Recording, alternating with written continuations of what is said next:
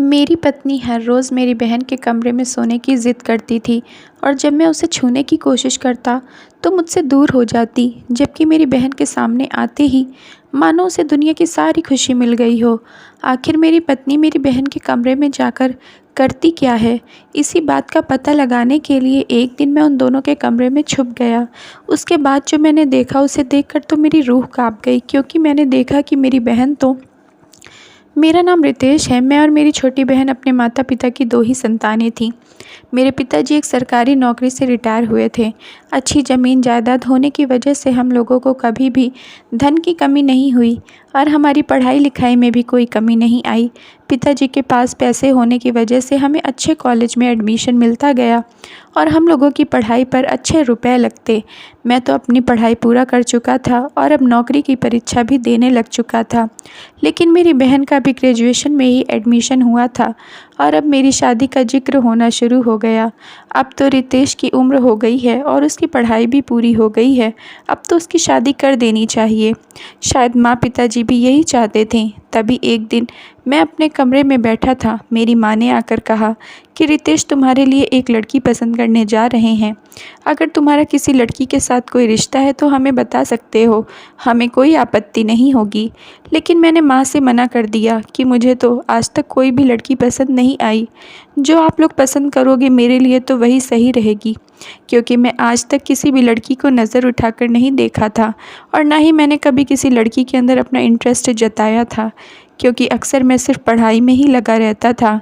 पढ़ाई लिखाई करके मैं कोई अच्छी नौकरी कर लूँ। अपने पिताजी को नौकरी करते हुए देखा था तो मेरे मन में भी सरकारी नौकरी करने वालों की एक अलग ही इज़्ज़त बन गई और वही इज़्ज़त मुझे भी पानी थी। इसी सब के बीच में मैंने आज तक कभी किसी लड़की को नहीं देखा। खैर माँ ने कहा, ठीक है बेटा, अगर तुम्हें कोई लड़की पसंद नहीं है तो हम अपनी पसंद की ही तुम्हें ला कर देंगे। और वैसे भी मुझे तो अपने माँ पिताजी की पसंद पर ही गर्व था, क्योंकि मुझे पता था उन्होंने आज तक मेरे लिए कभी कोई गलत नहीं सोचा है, तो यह भी गलत नहीं सोचेंगे। मेरे लिए जो भी चुनेंगे वह अच्छा ही होगा। खैर ऐसे में ही माँ पिताजी मेरे लिए एक लड़की की तलाश भी कर ली, जिसका नाम नेहा था। नेहा पढ़ाई लिखाई में काफ़ी होशियार थी और एक संस्कारी परिवार से भी थी। मेरी शादी का दिन भी निकल गया था। अब तो शादी में थोड़े ही दिन बचे थे, तभी घर में अचानक एक बहुत बड़ी खुशखबरी आई और वह यह थी कि मैंने जो सरकारी नौकरी की परीक्षा दी थी उसका परिणाम आ गया और मेरी एक अच्छी सरकारी नौकरी लग गई। अब तो हमारे घर में दोगुनी खुशी हो गई। मेरी माँ सब में मिठाई बंटवा रही थी। एक तो मेरे बेटे की शादी है और दूसरी उसे नौकरी मिल गई। खैर मैं अभी तक नेहा की फ़ोटो भी नहीं देखी थी और ना ही उससे कभी बात की थी, क्योंकि पिताजी और माँ के सामने यह सब बोलने की हिम्मत नहीं थी। एक दिन मैं अपनी छोटी बहन राधा के पास गया और उससे कहा कि अपनी भाभी की कोई फ़ोटो तो दिखा। तभी वह काफ़ी देर तक मेरे साथ मस्ती करती रही और मुझे तंग करती रही, लेकिन थोड़ी ही देर बाद उसने कहा कि ठीक है, मैं आपका और भाभी का मिलने का बंदोबस्त करती हूँ। मेरे पिताजी को इस चीज़ से कोई दिक्कत नहीं थी, लेकिन उनके सामने यह सब बोलना एक शर्म जैसा था। इसलिए उन लोगों से छुप के मेरी बहन ने मुझे और मेरी होने वाली पत्नी नेहा को मिलवाने का प्लान बनाया। कॉफ़ी शॉप में नेहा को बुला लिया और वहीं पर मैं पहुंच गया। हम दोनों ने काफ़ी देर एक दूसरे के साथ बातें की और अपने बारे में बताया। नेहा के साथ बातें करने के बाद मुझे बहुत अच्छा लगा। उसकी बातों से लग रहा था कि वह बहुत ही संस्कारी है और पढ़ाई लिखाई में भी काफ़ी अव्वल है, क्योंकि उसके बोलने का जो तरीका था वह एक समझदार इंसान से कम नहीं था। काफ़ी देर तक बातें करने के बाद हम लोग घर पर आ गए। अब मेरे मन को संतुष्टि थी, क्योंकि मेरी होने वाली पत्नी सुंदर, सुशील और गुणवान थी। अब मुझे किसी बात की फ़िक्र नहीं थी, क्योंकि मैंने एक अच्छी नौकरी भी पाली और होने वाली पत्नी भी मुझे अच्छी मिलने वाली थी। अब मैं चिंता मुक्त हो गया। अब मेरी शादी में केवल कुछ ही दिन बचे थे, इसलिए मेहमानों ने दस्तक देनी शुरू कर दी थी। घर में खुशियों के साथ साथ मेहमानों का शोरगुल होने लगा था। सब लोग अपने में ही मस्ती में घूमते फिरते रहे थे। खैर ऐसे ही दिन निकलते गए और शादी वाला दिन भी आ गया। बड़ी धूमधाम से मेरी नेहा के साथ शादी हुई। हमारे घर में नेहा का गृह प्रवेश होने के बाद सारी रस्म रिवाज को पूरा करने के बाद नेहा को और मुझे अकेला छोड़ दिया गया। हम दोनों अपने कमरे में चले गए और बातें करने लगे।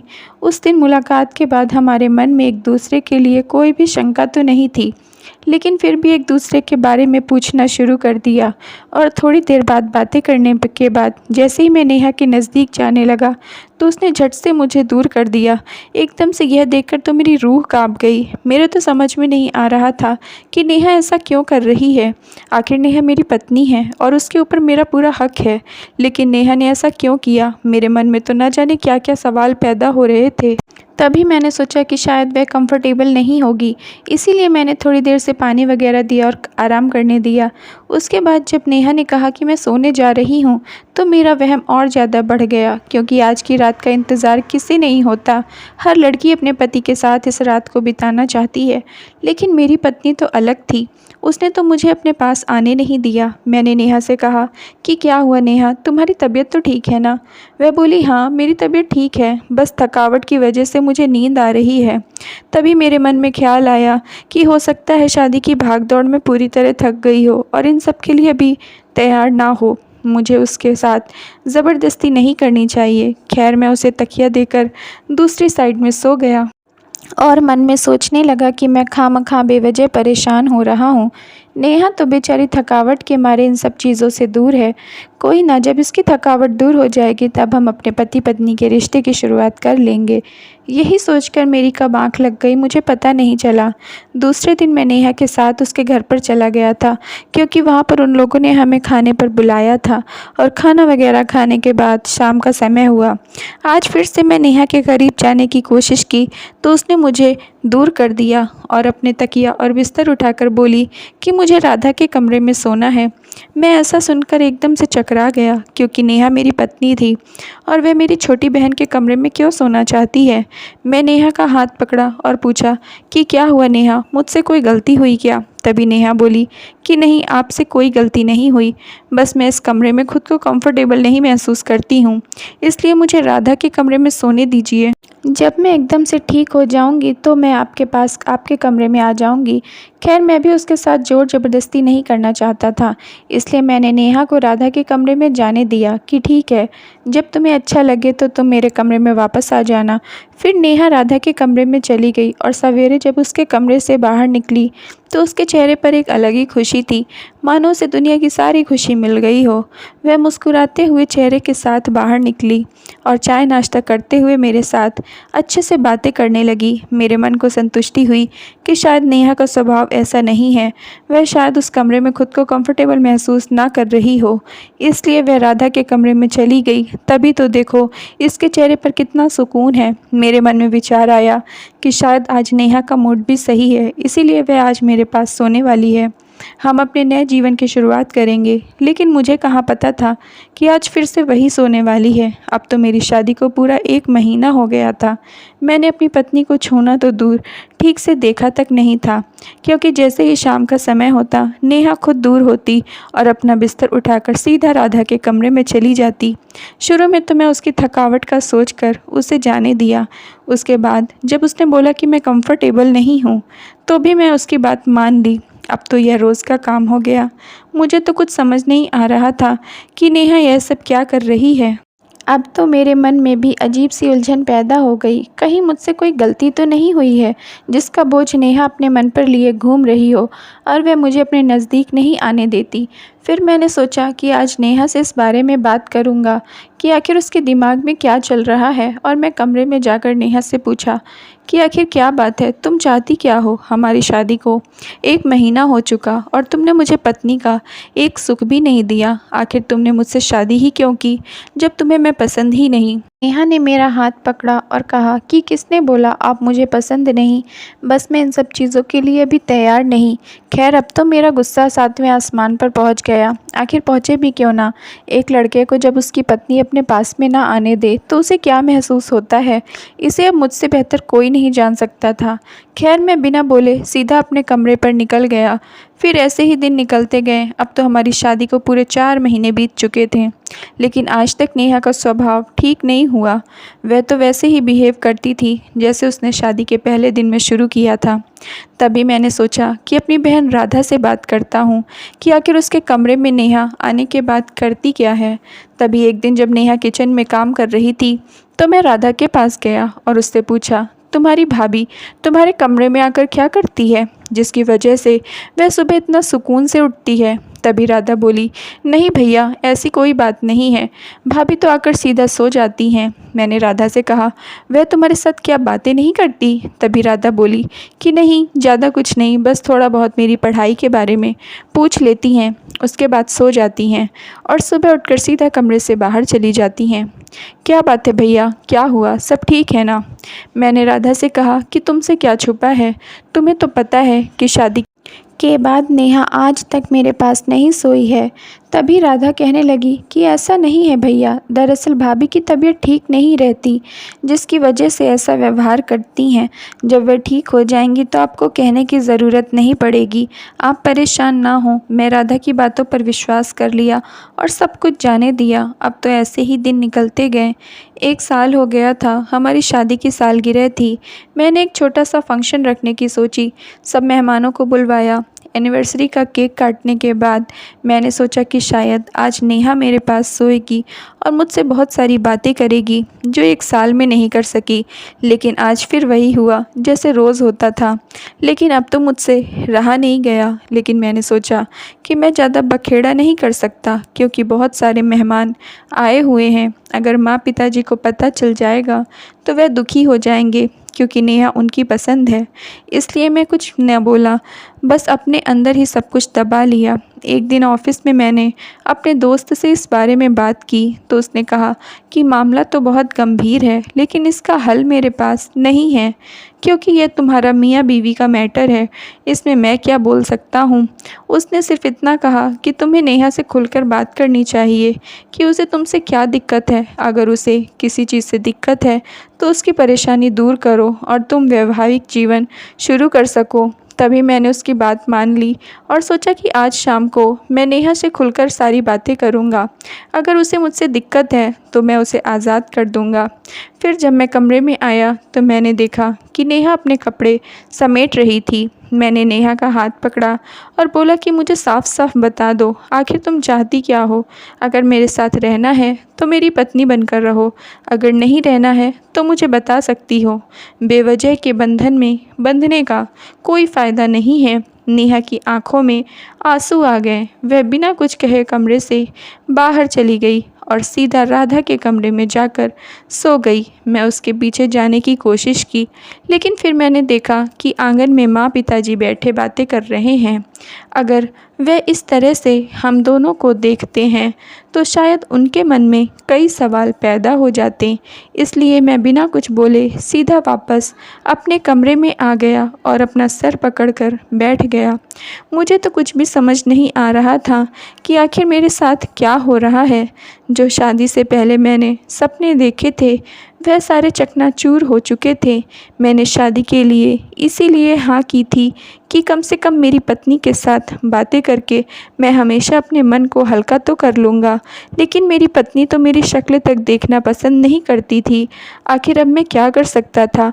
मैं एक अजीब सी उलझन में फंसा हुआ था। मैं ना ही किसी को बता सकता था और ना ही नेहा के साथ ज़बरदस्ती कर सकता था। मेरे तो कुछ भी समझ नहीं आ रहा था कि आखिर नेहा चाहती क्या है, उसके दिमाग में क्या चल रहा है। मैंने तो राधा से भी बात करके देख लिया, उसने भी ऐसा कुछ नहीं बताया जिससे कोई सॉल्यूशन निकल सके। तभी मेरे दिमाग में आया कि आखिर इन दोनों के कमरे में होता क्या है, मैं एक बार पता तो करूं। क्योंकि उस दिन जब मैं राधा से बात कर रहा था तो उसकी नज़र झुकी हुई थी। उसकी बातों से साफ पता चल रहा था कि वह झूठ बोल रही है, क्योंकि राधा जब भी मुझसे कभी कुछ छुपाती है तो वह हकलाते हुए बोलती है और अपनी नज़रों को झुका कर बोलती है, और वही सब प्रतिक्रिया उसके चेहरे पर उस दिन हो रही थी। लेकिन उस दिन फ़िक्र के मारे मैंने उस पर ज़रा भी ध्यान नहीं दिया था और उसे अनदेखा कर दिया था। लेकिन मुझे पक्का शक हो गया था कि ज़रूर इसके कमरे में ऐसा कुछ है जिसके बारे में राधा मुझसे छुपा रही है। खैर मैंने सोचा कि जो कुछ भी होगा मैं छुप कर देख लूँगा, आखिर इनके कमरे में होता क्या है।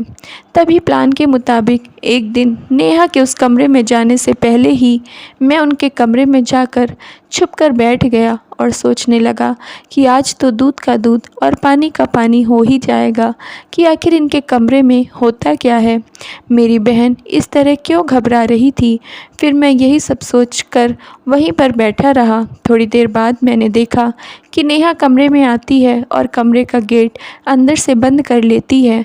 राधा इसी बेड पर बैठी होती है। नेहा ने जाकर राधा के बाल पकड़ लिए। यह सब नज़ारा देखते ही मेरा तो खून खौल उठा, क्योंकि नेहा मेरी बहन के साथ अत्याचार करती थी। मेरा मन कर रहा था कि जाकर उसके एक तमाचा लगा दूं, लेकिन फिर मैंने सोचा कि पूरा मंज़र देखना चाहिए कि आखिर आगे क्या होता है। थोड़ी देर में नेहा राधा के बाल पकड़कर उसे दूसरी साइड सुला देती है और पिछला दरवाज़ा जो मेरी बहन के कमरे के अंदर बना हुआ था, उस दरवाज़े को खोलती है तो मैंने देखा कि सामने एक लड़का खड़ा है। नेहा उस लड़के को अंदर ले आई और उसके साथ एक पत्नी की तरह बिहेव करने लगती है। यह सब मुझसे देखा नहीं जा रहा था। अब मुझे सारा माजरा समझ आ चुका था, लेकिन अभी भी मुझे जानना था कि आखिर इस लड़के के साथ नेहा का क्या रिश्ता है। राधा दूसरी तरफ कोने में बैठी रो रही थी और नेहा उस लड़के के साथ रंगरलियां मनाने में मगन हो गई।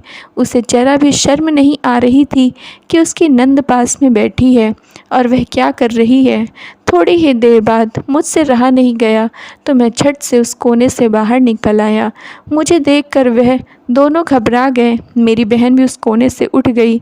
वह लड़का नेहा से हाथ छुड़वाकर एकदम से पीछे के दरवाजे से भाग गया और नेहा भी भागने लगी। मैंने उसका हाथ पकड़ लिया और उसके गाल पर एक तमाचा दे मारा।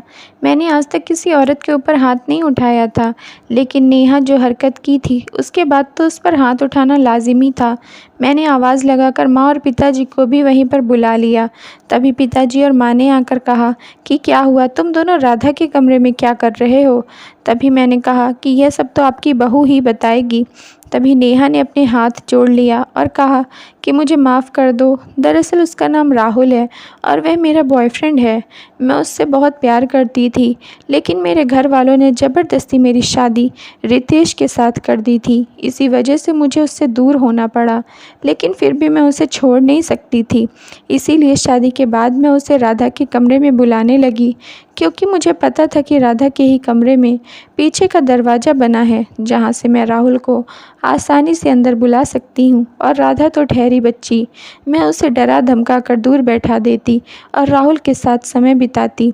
तभी मेरी माँ ने मेरी तरफ देखा और कहा कि क्या आज तक नेहा तुम्हारे पास नहीं सोई और तुमने हमें बताया तक नहीं।